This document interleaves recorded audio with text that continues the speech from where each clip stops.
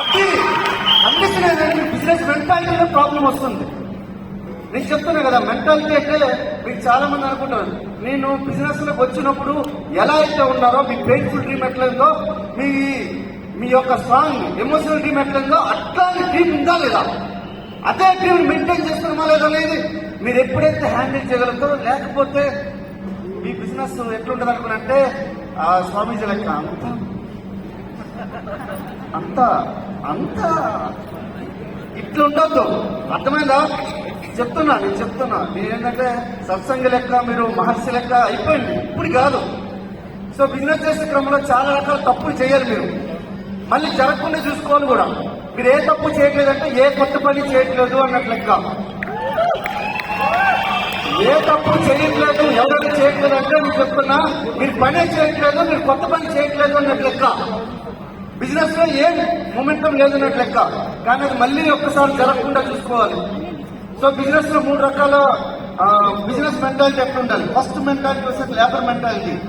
ఈ రోజంతా పని చేస్తాం, డబ్బులు కావాలని కూలీ మైండ్ సెట్, దీన్ని లేబర్ మైండ్ సెట్ కూడా అంటాం.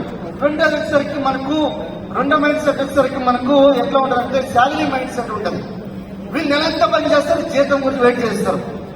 సో చాలా మంది అడుగుతారు, సార్ నాకు నేను నెలంతా కష్టపడ్డా సార్, నాకు చెక్ వచ్చే 400-500. 400-500 తక్కువ. ఇప్పుడు మనకు ఇక్కడ చూడండి, కొంతమంది లీడర్స్, యూసీడీ లీడర్స్, వాళ్ళు ఫస్ట్ మంత్ చెక్లు 25 రూపాయలు ఉన్నాయి. 25 రూపాయలు ఇచ్చి 13-14 లక్షలు సంపాదించే లీడర్స్ ఉన్నారు ఇక్కడ. మనకు 25 రూపాయలకి ట్యాక్స్ చెప్పకపోతే నీకు 20 లక్షలు ఎట్లా వస్తుంది?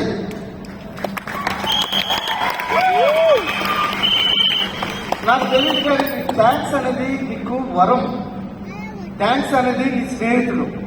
నువ్వు ట్యాక్స్ ఎవరికైనా చెప్పలేదనుకో నీ స్నేహితుడు నువ్వు మర్చిపోయినట్లు లెక్క. నువ్వేం చేస్తున్నావు అనుకోండి, థ్యాంక్స్ అనే స్నేహితుడిని వదిలేసి కంప్లైంట్ అనే ఒక ఫ్రెండ్ని నువ్వు ఏం చేస్తున్నావు పట్టుకొని తిరుగుతా ఉన్నావు. ఈ కంప్లైంట్ బాక్స్ పట్టుకొని ఇలా పట్టుకొని తిరుగుతా ఉన్నావు, ఇక్కడ పక్కన పెట్టుకుని. ఈ కంప్లైంట్ బాక్స్ వచ్చేసరికి ఏం చేస్తాడంటే నేను పట్టుకుని వచ్చి ఇట్లా నేనేం చేస్తాను మైండ్ లో ఈ 600 పౌండ్లు మైండ్ లో ఏం చేస్తాడంటే నీకు మ్యాజిక్ చేస్తాడు, నేను ముందుకు వెళ్ళనివ్వకుండా మ్యాజిక్ చేస్తాడు. అర్థమైందండి?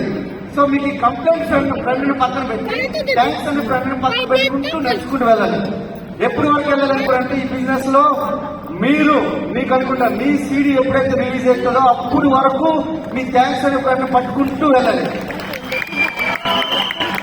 సార్ తర్వాత ఏం చేయాలనుకున్నారంటే, తర్వాత మీకు ఇప్పుడు 20 సినిమాలో ఒకటి ఉంటుంది, నాయన 40 సంవత్సరాల వరకు నీకు కంటికి పేదరికం అస్సలు మామూలు కష్టాలు ఉండవు నాయన అనుకుని చెప్తాడు. అంటే మరి తర్వాత స్వామి అనుకున్నారంటే ఆ తర్వాత అలవాటు అయిపోతుంది స్వామి, ఆ తర్వాత అలవాటు అయిపోతుంది ఆయన అంటాడు.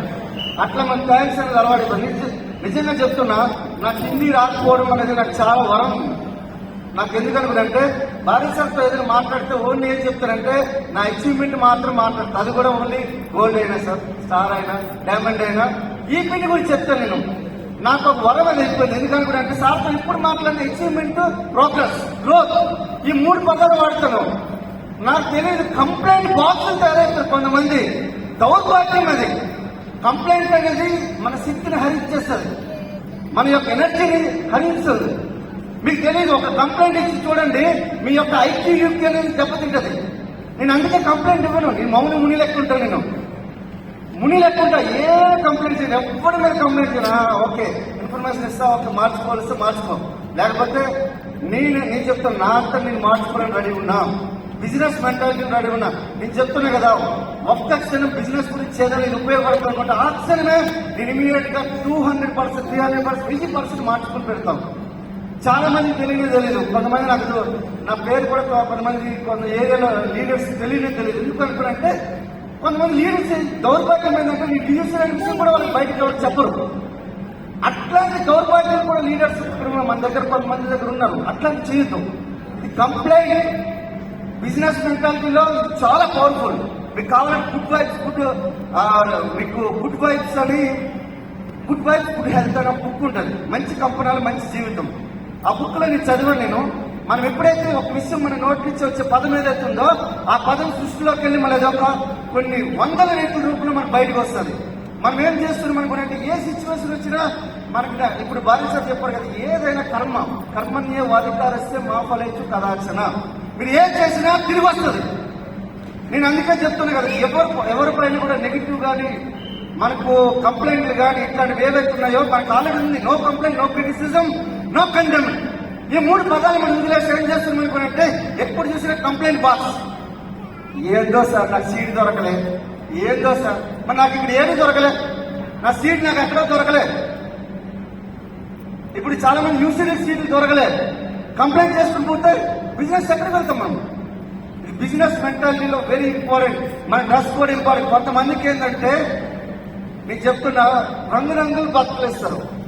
బిజినెస్ లో వచ్చి పోలీస్ డిపార్ట్మెంట్ లో నేను పోలీస్ ఆఫీసర్ గా డ్రెస్ చేసుకున్నా, పైన టీ షర్ట్ వేసుకుంటా, కింద షర్ట్ వేసుకున్నాం అనుకోండి. నేను ముందు ఒక రోజు వెళ్ళి పనిష్మెంట్ ఇస్తాడు. మన వాళ్ళు కొంతమంది నాకు తెలిసి కొంతమంది అప్ టు యూసీడీ లీడర్స్ కూడా కొంతమందిని చూస్తున్నాం. It is not right. అర్థమవుతుందండి. So very very important. ఈ బిజినెస్ లో మనం ఎప్పుడు కూడా క్రమశిక్షణ, సెల్ఫ్ డిసిప్లైన్ అనేది ఎప్పుడైతే మిస్ అయిపోతామో ఆ రోజు మీ సక్సెస్ అనేది మీ దగ్గర నుంచి మిస్ అయిపోతుంది. Self discipline is very powerful. So ఇప్పుడు నుంచి కాదు, ఇప్పుడు వరకైనా అర్థమవుతుందా? అల్టిమేట్ గా గుర్తుపెట్టుకోండి, మీ ప్రయారిటీ వచ్చేటప్పుడు మీకంటూ ఒక ప్రయారిటీ ఉంటుంది. ఆ ప్రయారిటీ గురించి చాలా మంది వెయిట్ చేస్తారు. నేను చెప్తున్నా కదా, ఈ రోజు పురుషోత్తం దాస్ అనే వ్యక్తి నేను 5% మోడ్, ఆల్వేస్ 5% మోడ్ లో ఉంటాం. Business mentality 5% mode, 100% submission mode లో ఉండాలి. అప్లైన్ 100% సబ్మిషన్ మోడ్ ఉండాలి. సార్ నా అప్లైన్ తాగుబోతూ తిరిగిపోతూ మంచోడు కాదు అయినా కూడా గౌరవించాలి. తండ్రి తాగుబోతూ